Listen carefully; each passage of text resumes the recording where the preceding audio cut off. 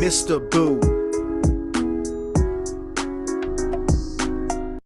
Hey everybody on YouTube, it is I, not MrBoo Entertainment Guru. No, not him. It is MrBoo Championship Guru. I told that entertainment panty waste of a guru to step aside for this one. This ain't no nerdy video game or TV show movie review. No, this is a WWE Wrestling PLE review. This is a Bad Blood 2024 review. The first Bad Blood that we've had in the WWF/WWE since 1997 in St. Louis, Missouri at Bad Blood in Your House. This is the first Hell in a Cell we've had where the cell wasn't red and people bled.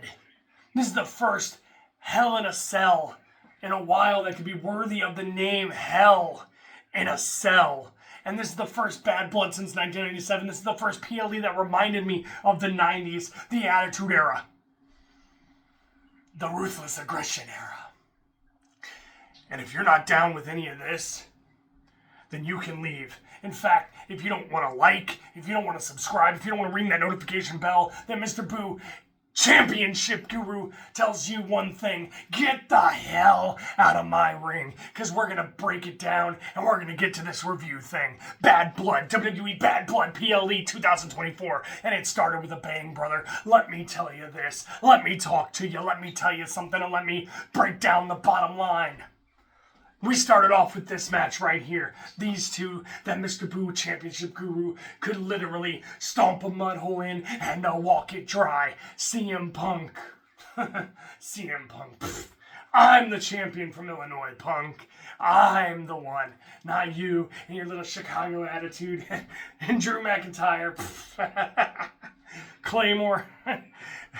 I got a great sword. I could take him out anytime I want, but it's not about me. It's not about me versus either of them. It's about them versus each other in the trilogy and this third match in their saga and the ending to a story, an ending to a rivalry that ended in a Hell in a Cell. And let me tell you, it was hell and it wasn't a cell. And even though the cell wasn't red and it was back to being its normal color, there was red, there was lots of it, there was bloodshed on both sides. Drew McIntyre, he saw color. CM Punk, he saw color. The Attitude Era, it crept back into the present. The Ruthless Aggression Era, it crept back in for a second. And we got one match that we have deserved to see in Hell in a Cell for a long, long time. We got to see brutality on both sides. Physicality on both sides. We got to see weapons. We got to see close call kickouts. We got to see storytelling at its best. When Drew McIntyre tried his hardest to humiliate CM Punk, to end CM Punk's career, to even go as far as to dump the bag of beads that the people make the bracelets for CM Punk out of. He dumped all of those pieces that those bracelets are made from all over the place. But then again, he got to eat his words on that one.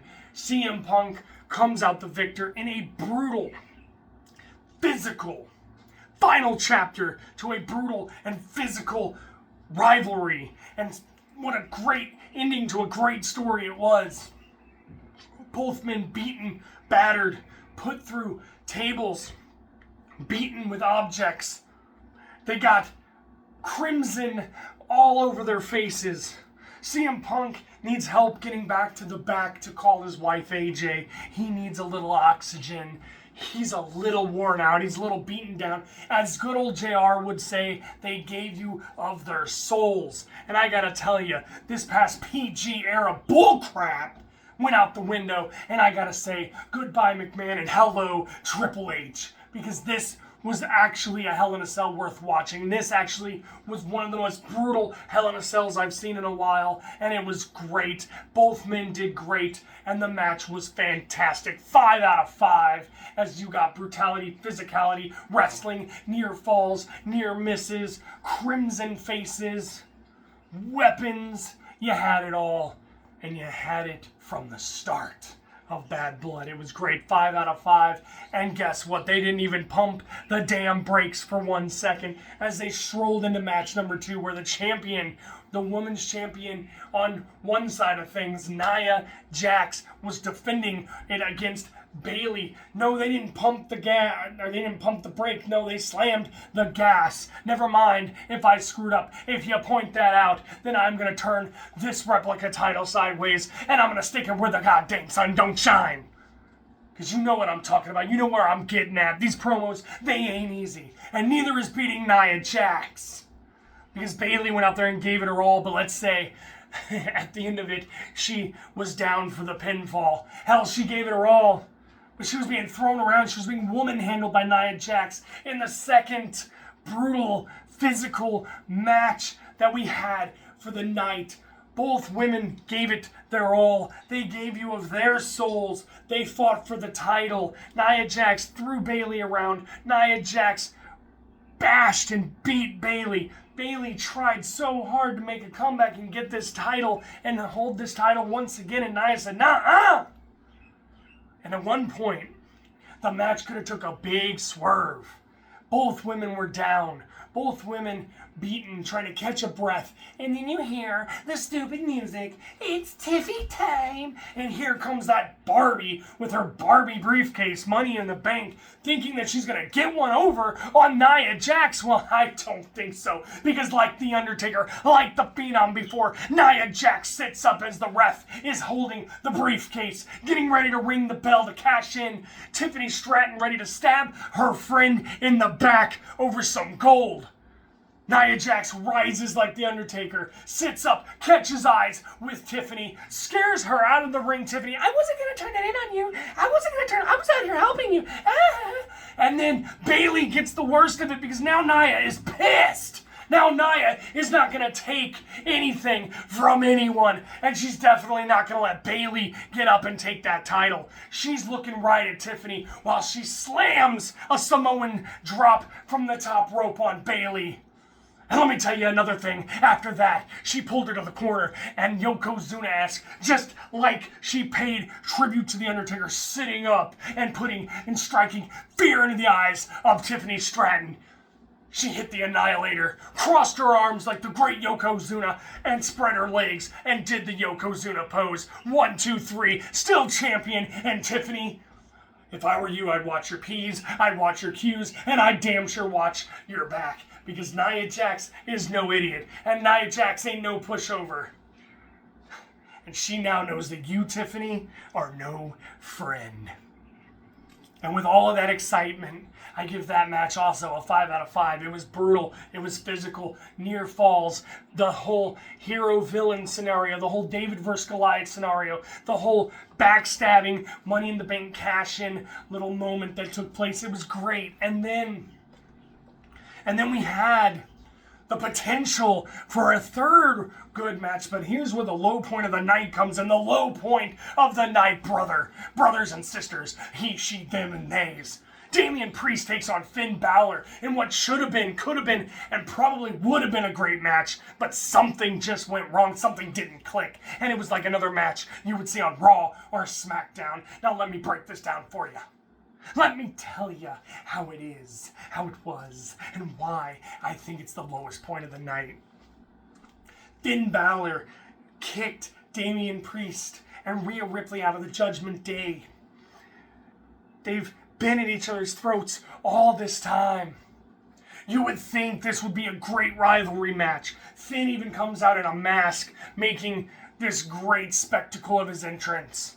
You see the great, nice, bad blood attire from Damian Priest, and you're like, well, if they're going all out on the ring gear, this is going to be an all-out match. The brutality, didn't think it was there. Physicality, didn't think it was there. Wrestling, where was it? It was another match that you could see on a televised event. Predictable, too, knowing that the Judgment Day were going to get involved. The Judgment Day tried to get involved. They tried to cause Damian Priest to lose so that Finn Balor could get the 1, 2, 3, and it backfired. Damian saw it coming just like the rest of us fans saw it coming. He prevented it. Finn Balor comes off the top rope into a South of Heaven chokeslam. 1, 2, 3, who's your daddy and how's your father? A 3-star match. A mediocre, right down the middle, medium graded match that you could see on any channel, on any live event. televised or non-televised. The low point of the night was Finn Balor versus Damian Priest. What were y'all thinking? I should slap the taste out of your mouths. But then, there's not just one Terror Twin, no, there's two Terror Twins, and she was also kicked out of the Judgment Day, but she also was betrayed by dirty Dominic Mysterio. And I think the name suits him because, man, does he look dirty. He's got the greasy mullet, the greasy mustache. I don't know what to call him. I don't know if I should call him Mysterio because he doesn't live up to that Mysterio name. No, Dom is more like the winner of an Eddie Guerrero lookalike contest down at your local fair. And for this match, he was locked in a shark cage so that he could not be involved as Liv Morgan put her title on their side of things on the line against Rhea Bloody Ripley. Now this match brought it back up a notch because this match was physical. Rhea was having her way with Liv. She was having her way with Liv while Dominic was stuck in a shark cage 12 feet up in the air. And at one point, his dumbass falls out and is hanging there by a chain. And I knew it. I knew before she knew. I knew before anyone else knew. I said, beat him like a piñata. And what does she do? She goes and says, happy birthday to me, and pulls out that kendo stick. And here's the twist and the turn that made the match even better, that made the rivalry go even deeper and tell the story even more than it's already been told. While she's beating a piñata made out of Dominic Mysterio's human body, if he is human. The return of Raquel Rodriguez happens, and she thwarts Rhea Ripley's attempt at beating Dominic senseless with a kendo stick while he's hanging upside down. She didn't even get to the candy prize in the middle before Raquel Rodriguez came out and stopped her, and then slammed her in the ring and symbolically threw Liv over top of her, and then reunited with her tag team partner and Dominic Mysterio. 5 out of 5 for this match. 5 out of 5 for the swerve at the end as well. I thought for sure it was going to be a squash match as Liv wasn't standing a chance. Great storytelling. And in the end, we have a new chapter to be written there. But I still feel like there was more to the show, and there was. Let me tell you, they had a little interlude where Triple H came out with an announcement, and there's yet another title. That's right, another title, and I was first thinking, why? Why are we having more titles? This is the only title we need. MrBoo Championship Guru's Championship of YouTube right here. But it is in Saudi Arabia. They have that crown jewel event, and these titles, they are going to be for the women and the men because we're going to see who's the champion of champions now. Every year at Crown Jewel, there will be a title held between champion and champion on both the women's side of things and the men's side of things. And they will have that title and they will be the best champion of the time, I guess is where they're trying to go with it. Hell, I don't know, but the segment got real interesting real fast after everyone just kind of said, we don't even care about the title. We don't even care about those matches. And let me tell you something, half those people in that theater, or in that audience, in that arena, I know I got tongue twisted again, don't you say a word. All those people in that arena, when he announced they were going to Crown Jewel, Saudi Arabia, and they had this belt, they went dead silent. But you know what they didn't go dead silent for? Is when Gunther came out. And Gunther basically stated he was going to beat Sami Zayn and go to Crown Jewel as champion. And then he picked Goldberg out of the front row. And he chose himself to be next. Now, we didn't actually get to see physicality, but Goldberg got up. Goldberg was ready to throw down. And let me tell you something, Gunther. You would have been speared and jackhammered so quick, you would have woke up thinking you were back in your own damn country. But that's not what happened. Sami Zayn came out and showed Gunther he's not afraid, that he knows he can beat Gunther once again, and this time for the title, the championship title, the World Heavyweight title. This was a great way to set that up, and it was a great way to maybe possibly set up Gunther versus Goldberg. And even that segment was great. That segment had me going as a fan and as a champion. And then we got the main event match. Cody Rhodes, the American Nightmare, Cody Rhodes, all the respect for Cody, and Roman Reigns, the OTC, taking on Jacob Fatu and Solo Sikoa in a main event tag team match. And this match held up. It was physical. It was brutal. We even saw Cody Rhodes fly from the top rope down into Jacob Fatu through the announce table. It was hardcore, baby. It was extreme. And they chanted, "This is awesome. This is awesome." And it was awesome. Let me tell you something. There was great tag team workmanship in that match. There was great tag team coercion in that match. Cohesion.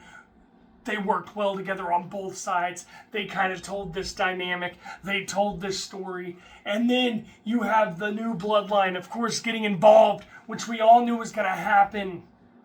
But in the end, Roman and Cody victorious, just like everyone wanted to see. We want to see the American Nightmare and the OG, the original tribal chief, the OTC, walk away and have Solo and Jacob Fatu take a walk of shame. But see, it couldn't have been done without another surprise happening because the new bloodline, they outnumbered Roman and Cody until Jimmy frickin' Uso returns. Super kick. Solo doesn't even know what hit him when he turns around right into a spear from Roman Reigns. And then the celebration is there, and it's great to see Jimmy Uso and Roman Reigns back together again. The OG bloodline forming another tight, cohesive unit once again. But then the OG bloodline leaving the ring, leaving Cody behind for the new bloodline to jump. And Roman kept his word. Roman kept his word as Roman and Jimmy go back down to save Cody. But after that, as they're all standing there, and you're wondering what's going to happen next between Roman and Cody because you know the story just isn't over. Not yet. There's one more fight in that trilogy. What do we hear? If you smell what The Rock is cooking. The Rock came out, had his lovely People's Championship on his shoulder, looking like $1 million damn bucks, looking like Hollywood, looking like the one and the only, a great one. And he's staring down at the ring, and he's doing these gestures and ends it with a throat cut. Counts down, his music hits, he walks, he leaves out, and he's gone out of town. The Rock has left the arena. And what did that leave us with? That left us with a hell of a story, a hell of a freaking match, and a hell of a conclusion to a great pay-per-view. That is another 5-star match. If it wasn't for Finn Balor and Damian Priest bringing a low point to the show, it would have been great all across the board. But what this also left us with were questions. And you know what the answer to those questions is, or at least in my book, I think we're going to see Bloodline versus Bloodline in Survivor Series War Games. And we're definitely going to see The Rock versus Cody Rhodes. At least I'm hoping. So let me bring it back around and let me break it down for you. Let me talk to you for a second one more time before we end it. CM Punk, Drew McIntyre. 5 out of 5. A bloody, hellacious Hell in a Cell match. Bayley versus Nia Jax. A great David versus Goliath back and forth. Brutal, physical match with a little bit of turmoil in there with the Money in the Bank attempted cash-in. Then the low point. Finn Balor versus Damian Priest. Nothing great on that one. You could have seen that match on TV. Then we'll bring it back around to Rhea Ripley and Liv Morgan telling a great story once again. Rhea showing her dominance woman handling Liv Morgan, almost winning, even getting a piece of Dominic Mysterio like he's a human pinata. But then the return of Raquel Rodriguez thwarts it, and we have a reunited tag team between Raquel Rodriguez and Liv Morgan. Is she going to join the Judgment Day? We will soon find out. Then the main event, the OTC and the American Nightmare taking on the new Bloodline, Solo Sikoa and Jacob Fatu, the Samoan Werewolf. Another 5-star match where we had the Bloodline getting involved, but Jimmy Uso returns. He returns with 2 super kicks, and then Solo gets speared straight to hell. 1, 2, 3, ring the bell. We have Roman and Cody as winners. Cody gets jumped, and Roman goes back to help him, just so The Rock can come back, and we all smell what he's cooking. Those hand gestures meant something. I don't think he's too happy with Roman. And boy, I hope it leads into WrestleMania 41, where we get to see The Rock versus Roman Reigns. And that is where I conclude this edition of a WWE review. And MrBoo Championship Guru will see you later. I'll see you next time. And I'll still have the gold because I will always be undefeated. And MrBoo Entertainment Guru, he can come back and fill in and mind-numbingly dull you and bore you to death. But until then, I've been your championship holder, your champion of champions, your title place champion. I've been MrBoo Championship Guru. And I am out.